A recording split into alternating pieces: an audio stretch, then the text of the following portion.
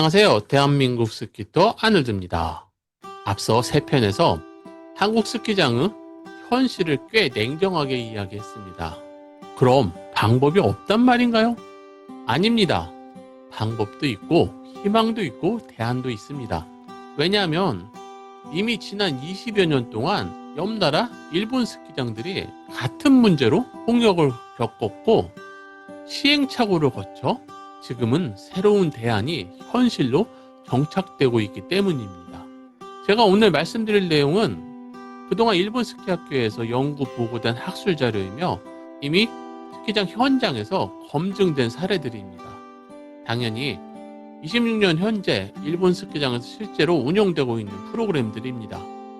그래서 오늘은 한국 스키장에 애정을 가지고 있는 47년차 스키어로 한국 스키장, 더 나아가 한국 사회 시스템이 준비해 나가야 할 3가지를 제언드리겠습니다. 첫 번째는 학교 수업과 연계된 스키 체험입니다. 일본에서는 초중학교 교육과정에 포함된 체육 수업의 일부로 스키 체험이 이루어지고 있습니다. 일반적 특성은 이렇습니다. 스키장 인근 학교 중심이고요. 1박 2일 단기 체험에 실력 검증 아니고요. 경험 중심. 스키는 겨울 체육 활동 중에 하나. 아이들에게 요구되는 것은 단 하나입니다. 잘 타라가 아니라 슬로프를 한번 달려보자입니다. 그래서 스키장이 주변에 있는 지역의 아이들은 스키를 특별한 스포츠가 아니라 겨울철 체험학습의 일부로 받아들입니다. 물론 스키장이 없는 지역의 학생들을 위한 별도의 프로그램도 있습니다. 이 이야기는 조금 뒤에 다시 말씀드리겠습니다. 두 번째는 시니어 스키어들의 자원봉사 참여입니다. 학교 단위로 학생들이 단체 강습을 받게 되면 스키장 공식 스키학교 강사만으로는 많은 학생들을 감당할 수 없습니다. 이때 큰 역할을 하시는 분들이 시니어 자원봉사자들입니다. 일본은 1930년대부터 스키 문화가 시작되었고 버블 경제 시절에는 거의 전 국민이 스키를 한 번쯤 경험했습니다. 그래서 일본 스키장에서는 60, 70대가 청년이고 80대 또한 매우 흔한 편입니다. 스키장 휴게소에서 헬멧을 벗고 쉬는 분들을 가만히 보면 90세는 쉽게 넘어 보이는 분들도 꽤 자주 눈에 띄입니다. 일본에서는 이런 분들이 학생 단체 프로그램에 자원봉사자로 참여합니다. 물론 이분들은 프로 자격증을 가진 강사는 아닙니다.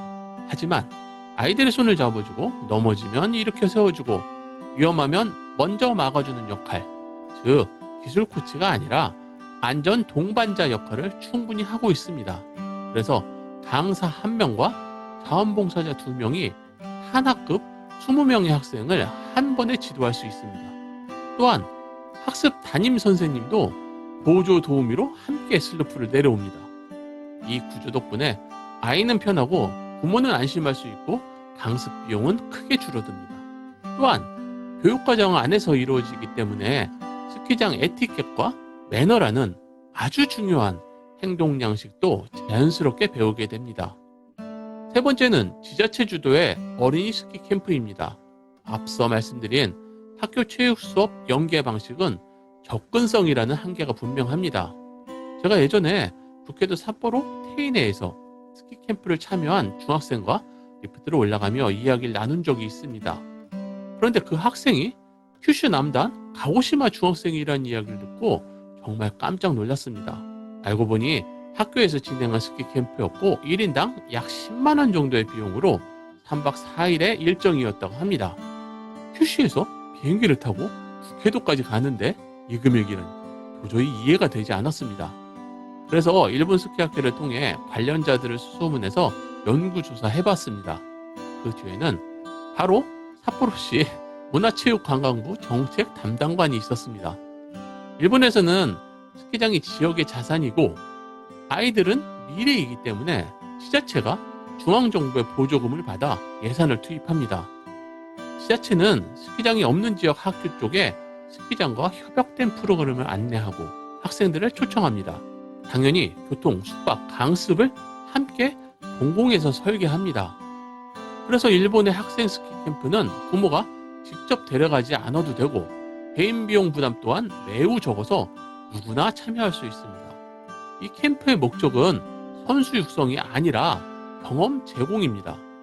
즉 아이에게 스킬을 가르치는 게 아니라 지역사회가 아이들에게 경험과 꿈을 만들어주는 구조입니다. 이런 차이는 한국과 일본 어린이들이 스킬을 입문하는데 다음과 같은 차이를 만듭니다.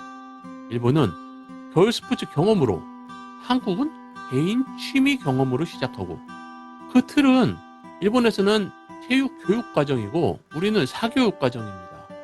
책임 또한 일본은 지역사회, 학교 책임이지만 한국은 100% 가정 내 책임입니다. 마지막으로 비용은 일본에서는 저렴한 비용으로 누구나 쉽게 경험할 수 있지만 우리는 처음부터 큰 비용 투자와 지속적인 비용 지출이 따르는 귀족 스포츠가 되어가고 있습니다. 그 결과는 꽤 역설적으로 이상하게 나타납니다. 우리나라에서 스키를 타는 아이들은 부모의 강한 의지로 선수 수준까지 배우는 경우가 많습니다. 하지만 성인이 된 후 스키를 지속적인 취미로 즐기는 비율은 오히려 높지 않습니다. 왜냐하면 주변 친구들이 대부분 스키를 못하기 때문에 스키장에 갈 이유가 현격히 줄어들기 때문입니다. 결국 청년층 스키 인구가 절벽처럼 떨어지게 됩니다. 반면 일본 아이들은 스키를 그만두지 않습니다. 처음부터 다양한 야외 활동 중 하나였기 때문입니다. 우리 스키 타러 갈까? 라고 하면 부담 없이 그럴까? 라고 고민합니다. 그냥 수많은 야외 활동 중에 하나의 선택지일 뿐입니다.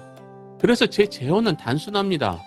한국도 학교 체육으로, 시니어 자원으로, 지자체 캠프 지원으로 사교육이 아닌 공교육의 틀 안에서 모든 아이들이 한 번쯤은 눈을 밟아볼 수 있게 해야 합니다. 이건 스키 산업을 살리자는 이야기가 아닙니다.